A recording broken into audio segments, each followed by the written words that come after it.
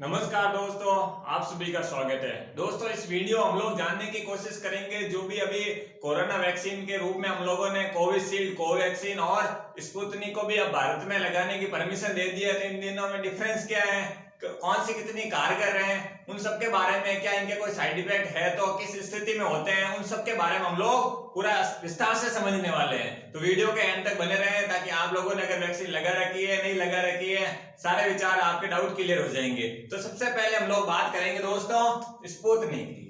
इसका पहले बात करने का रीजन है सबसे इफेक्टिव में दोस्तों इसे ही जाना जा रहा है अभी तक। तो सबसे पहले हम लोग बात कर रहे हैं स्पुतनिक। स्पुतनिक जो वैक्सीन है जिसे अभी हाल ही में भारत में डोज बनाने की प्रक्रिया को भारत सरकार ने मंजूरी दे दी है। तो इसमें क्या आ रहा है, ये जो स्पुतनिक है भारत की नहीं, ये भी आप लोगों को ध्यान रखना है। कोवैक्सीन और कोविशील्ड है वो भारत की है। इसको बताने का कारण है कि दोस्तों अब भारत में भी इसके डोज बनाए जा रहे हैं और भारत के लोगों को लगाई जाएगी। तो स्पुतनिक की बात करें तो ये है सबसे पहली बात रूस की, ना कि भारत की है। और इसमें भारत के द्वारा इसको भारत के नागरिकों को लगाने के द्वारा परमिशन दे दी गई है। ठीक है, अब बात आती है कि स्पुतनिक के बारे में काफी विवाद भी रहा, क्योंकि इसका जो फाइनल ट्रायल से पहले ही स्पुतनिक का बारे में जो रशियन गवर्नमेंट है अनाउंसमेंट तक कर लिया था सबसे इफेक्टिव है, कारगर है। इससे विवाद भी खड़ा हुआ था, लेकिन उसके बाद में इसका समाधान इसलिए हो गया जब फाइनल ट्रायल हुआ तो ये रियल में काफी कारगर है अदर किसी भी वैक्सीन के कंपैरेटिवली। तो इसकी बात करें तो इसका जो निर्माण किया गया कि स्पुतनिक को किससे बनाया गया, इसको ना जीवित कोरोना वायरस से, कुछ देशों में मर्द कोरोना वायरस से और कुछ देशों में अलग जानवर, जो भी प्रोसेस रहा उसमें हम लोग अगर स्पुतनिक की बात करें तो स्पुतनिक का जो वैक्सीन है इसका निर्माण किया गया कोरोना वायरस, जो कि जीवित कोरोना वायरस से निर्मित किया गया है। ठीक है ना, इसका निर्माण हम लोगों के शरीर में जब भी ये डोज दिया तो हमारे शरीर में प्रतिरक्षा को और मजबूत करे और नई प्रतिरक्षा को स्ट्रांगली बनाए ताकि कोविड के इन्फेक्शन से लड़ा जा सके। कोरोना वायरस के खिलाफ उसी का ही एंटीजन यूज किया जाता है। ठीक है ना, अब बात आती है कि भाई इसकी जो इफेक्टिव मतलब इसको यूज करेंगे तो ये कितनी कारगर है। कारगर की बात करें दोस्तों, ये जो कारगर है अभी तक हाल ही की रिपोर्ट में 90 से 92%, 2-4% ऊपर नीचे हो सकती है केस के अलावा, और ऊपर भी हो सकती है नीचे भी हो सकती है। ये मान के चलिए अभी तक जितनी भी वैक्सीन बनी है सबसे इफेक्टिव वैक्सीन कौन सी है, स्पुतनिक है, जो सभी में से सबसे बेस्ट है। समझ रहे हैं ना, ऐसे नहीं है दूसरी खराब है, ध्यान रखना।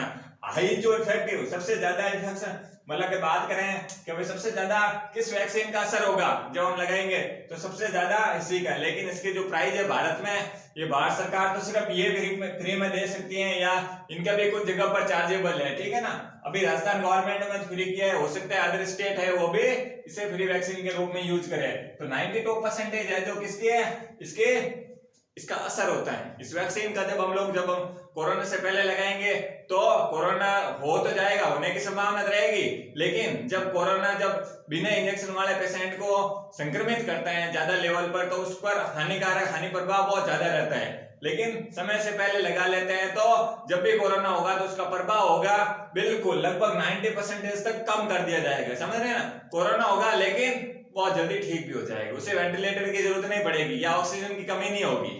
समझ रहे हैं ना। अब बात आ जाती है कि भाई जो 60 कंट्रीज को अनुमति दी, समझ रहे हैं ना, ये जो वैक्सीन है जो इसको परमिशन है ना, जैसे भारत ने अभी परमिशन दे दी भाई भारत में बेच सकते हो या भारत में इसके डोज बनेंगे, तो 60 ऐसे देश है जिन्होंने स्पुतनिक को परमिशन दे दी अपने देश के नागरिकों के लिए। क्लियर हो गया। इसके अलावा बात करें दोस्तों इसके पहले डोज और सेकेंड डोज में अंतर होता है। जो इसका पहला डोज लगेगा, जब हम लोगों ने जनरली सुना है कि टीको लगाना है 2 बार लगाना पड़ेगा। 2 बार की बात करें मतलब जब पहला डोज लगेगा तो उसके और दूसरे डोज के बीच में 21 डेज में मतलब ये इसका इफेक्शन है, मतलब इफेक्ट है। समझ रहे हैं ना दोस्तों। तो पहले और दूसरे डोज के मध्य 21 दिनों का अंतर रहेगा किसके, स्पुतनिक के। लेकिन दूसरे देशों में किसी में 30 दिन, किसी में 35 दिन, किसी में अलग अलग टाइम पीरियड होता है। तो ये अपने आप में कम समय में ज्यादा इफेक्टिव भी होने के कारण आप लोगों को सामने दिख रहे हैं। समझ रहे हैं ना। तो ये तो बात हो गई स्पुतनिक की जो कि रशियन से संबंधित है और अभी भारत में भी इसके डोज बनाकर भारत के नागरिकों को लगाने की प्रक्रिया स्टार्ट हो चुकी है। ठीक है, अब दूसरे नंबर पर आ जाते हैं हम लोग कोविशील्ड और कोवैक्सीन के बारे में जान रहे हैं। जो कोविशील्ड की बात करें, कोविशील्ड जो वैक्सीन है ये भी किसके द्वारा, भारत में निर्मित है, ध्यान रखना ये भारत की वैक्सीन है। और अगर इसका जो इफेक्ट की बात करें, इसको मैं अभी एक बार हटा देता हूं, इसको हम लोग थोड़ा पहले बाद में समझते हैं, पहले समझ लेते हैं कि भाई किसके द्वारा निर्मित है और ये क्या सक्रिय निष्क्रिय। देखिए सीरम इंस्टीट्यूट द्वारा निर्मित है। इसका अगर कोविशील्ड का निर्माण किया गया तो सीरम इंस्टीट्यूट है जो भारत की सबसे बड़ी इंस्टीट्यूट के रूप में भी जाना जाता है, उसके द्वारा ये ऑक्सफोर्ड यूनिवर्सिटी के आसपास के क्षेत्रों से या ऑक्सफोर्ड यूनिवर्सिटी के सहयोग से भी इसको निर्मित किया जाता है भारत में, ठीक है ना। ये क्या कर रही है, प्रतिरक्षा बनाने में काफी कारगर है, समझ रहे ना। ये जो कोविशील्ड है प्रतिरक्षा बनाने में काफी कारगर है, समझ रहे ना, अपन के इम्यून सिस्टम को स्ट्रॉन्ग करने में काफी असरकारक है। अगर इसकी बात करें डोज की, अब बात आ जाती है डोज की, भाई पहला टीका और दूसरा टीका के बीच को टाइम पीरियड, पहला टीका में और दूसरा टीका के बीच की तो अंतर है जननी के सबूत ज्यादा असर होए, तो इनमें आज ये समझ सको कि पहला डोज और दूसरा डोज के मध्य, पहले डोज के अगर आप लेते हो जनरली, ठीक है ना, अभी हम लोग कोरोना के जो कोरोना हो रखा है उसके बाद क्या असर है या कोरोना से पहले लगाने पर क्या असर है उसके बारे में हम लोग बात करेंगे। अभी हम लोग बात करें जैसे ही आप लोगों ने कोविशील्ड को 70 मतलब पहला डोज लोगे तो आपके मतलब जो संक्रमण का असर है वो 70% तक ये दवाई इफेक्ट करेगी, ठीक है ना, मतलब कोरोना वायरस पर असर करेगी।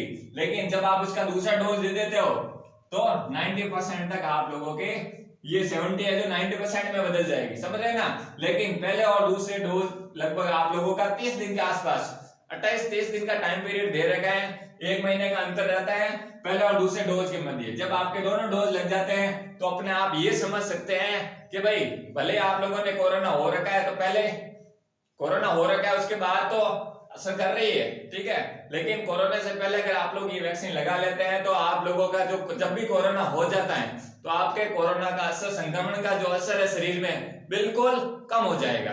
तो आप लोग मेरी बात समझ रहे हैं। काफी लोग हैं जो मोस्टली लोग कोरोना भी पॉजिटिव नहीं हुए हैं और कहीं ना कहीं संभावना इधर उधर बनने की है, तो गवर्नमेंट के द्वारा गाइडलाइन भी जारी की गई है, घर पे रहे, सुरक्षित रहे।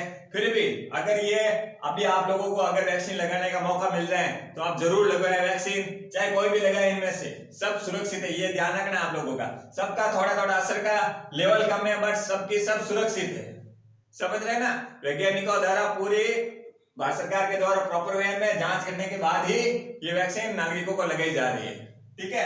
अगर आगे बात करें जो सम साइड इफेक्ट्स, मतलब आप लोग कोविशील्ड के कुछ केस देख सकते हैं जिसमें इसको लगाने के बाद 1-2 दिन हल्का बुखार भी रहता है, शरीर भारा, सर भी हल्का हल्का भारी रहता है, तो इसके कुछ साइड इफेक्ट है वो 1-2 दिन के लिए, समझ रहे ना।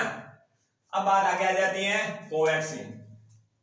कोवैक्सीन की बात करें, ये भी क्या है, भारत की कोवैक्सीन और कोविशील्ड है, ये क्या दोनों भारत की वैक्सीन, भारत के अंदर बनी हुई वैक्सीन है। ये निष्क्रिय वैक्सीन है, समझ रहे हैं ना। इसका निर्माण किया गया कोवैक्सीन का निष्क्रिय कोरोना वायरस से, कोरोना वायरस से ही इसी का निर्माण किया। स्पुतनिक ने क्या किया, स्पुतनिक जो वैक्सीन है इसका निर्माण जीवित कोरोना वायरस से किया गया, लेकिन कोवैक्सीन का निर्माण मर्द कोरोना वायरस से किया गया, ठीक है ना। अगर इसके निर्माण की बात करें तो इसके निर्माण भारत में आईसीएमआर और इंडिया बायोटेक द्वारा विकसित किया गया। किसके द्वारा, आईसीएमआर और इंडिया बायोटेक द्वारा इसको विकसित किया गया है। और अगर इसके इफेक्ट की बात करें, लेटेस्ट स्थिति की बात करें, या स्टार्टिंग में इसको 81% के आसपास इसका असर माना जा रहा था, लेकिन अभी हाल ही में लेटेस्ट स्थिति की बात करें तो ये 88 और 90% के आसपास इसका असर देखने को मिल रहा है, समझ रहे हैं ना। तो आप लोग समझ चुके होंगे कि ये भी असरकारक है, ये भी असरकारक है और ये भी असरकारक है। ये सब है दोस्तों, ये सभी दृष्टि से सुरक्षित है।